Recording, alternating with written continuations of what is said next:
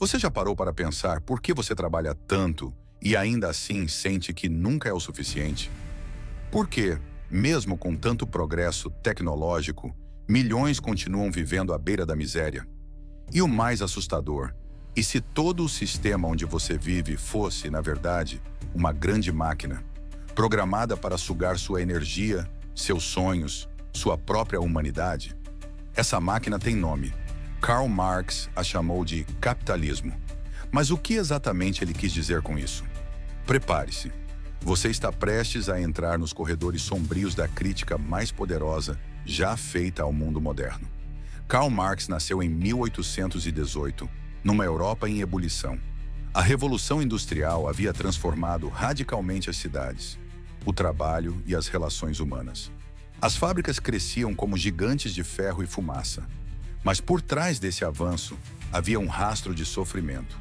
Jornadas de 14 a 16 horas por dia, crianças trabalhando como adultos, cidades superlotadas e doenças se espalhando como pragas. Foi nesse cenário que Marx percebeu algo que poucos ousavam ver. A promessa de liberdade e progresso escondia uma engrenagem cruel, onde o ser humano era apenas mais uma peça. E o combustível dessa engrenagem? A exploração. Para Marx, o capitalismo não era apenas um sistema econômico. Era uma estrutura de dominação, uma forma organizada de manter a maioria trabalhando em benefício de uma minoria. Ele chamou isso de luta de classes. De um lado, os proletários, os trabalhadores que só possuem sua força de trabalho. Do outro, os burgueses, os donos dos meios de produção, fábricas, terras, máquinas, dinheiro. A relação entre esses dois grupos não é neutra nem natural. É uma relação de exploração. E aqui vem um dos conceitos mais poderosos da teoria marxista: mais-valia. Imagine que um trabalhador produz, em 4 horas, o suficiente para pagar seu salário do dia. Mas ele continua trabalhando por mais 4, 6, 8 horas. Para quem vai esse valor extra que ele produziu? Para o patrão. Esse valor excedente, fruto do suor, do tempo e da vida do trabalhador, é apropriado pelo dono da fábrica. E isso é a mais-valia, é a base do lucro, é assim que a máquina se alimenta. E o mais assustador, tudo isso acontece com o nosso consentimento, porque fomos treinados desde cedo para ver isso como normal. Estudar, trabalhar, obedecer, ganhar salário, pagar contas, consumir, consumir, consumir. E repetir tudo no dia seguinte. Marx chamou isso de alienação. A alienação acontece quando o trabalhador perde o controle sobre o que produz, como produz e para quem produz.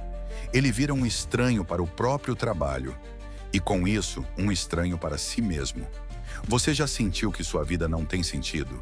Que seu trabalho não representa quem você é? Que você não cria, apenas executa tarefas mecânicas e vazias? Isso é alienação. Não é falta de talento, não é preguiça, é sintoma de um sistema que nos separa da nossa essência criadora. Mas Marx não parou por aí. Ele estudou a história e viu que todos os sistemas que existiram até ali, feudalismo, escravidão, monarquias absolutistas, caíram um a um por causa das contradições internas que criaram. E ele acreditava que o capitalismo não seria diferente. Segundo Marx, o sistema capitalista contém dentro de si as sementes da sua própria destruição. A concentração de riqueza gera miséria, a miséria gera revolta, e a revolta pode gerar transformação. Ele não pregava o caos, ele anunciava o colapso inevitável de um sistema injusto. E qual seria o caminho proposto?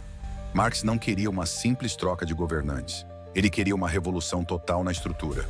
Um sistema onde os meios de produção fossem coletivos, onde o valor do trabalho voltasse para quem realmente o produz. Um mundo sem patrões nem empregados. Uma sociedade sem classes. Utopia? Talvez. Mas pense, o que parece mais utópico? Acreditar que um dia todos terão voz e dignidade? Ou acreditar que um sistema baseado em desigualdade eterna pode ser justo? É claro que as ideias de Marx foram distorcidas, mal interpretadas, usadas por regimes autoritários que traíram seus princípios.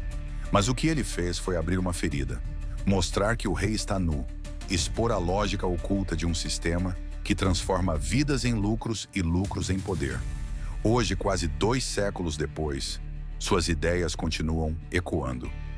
Quando vemos bilionários ganhando em 1 minuto o que um trabalhador não ganha em 10 anos. Quando trabalhadores entregam comida que não podem pagar, dirigem carros que nunca poderão comprar. Quando crianças crescem sem futuro enquanto grandes corporações acumulam bilhões, é impossível não lembrar de Marx. Talvez você concorde com ele. Talvez discorde, mas uma coisa é certa. Depois de entender o que ele escreveu, você nunca mais verá o mundo da mesma forma. Porque no fim, a máquina de explorar humanos não é feita só de engrenagens. Ela é feita de ideias, e ideias podem ser desmontadas ou transformadas. A pergunta é: você vai continuar girando dentro dela ou vai começar a enxergar as engrenagens? Se essa reflexão te provocou, compartilhe sua visão nos comentários. Deixe seu like e inscreva-se.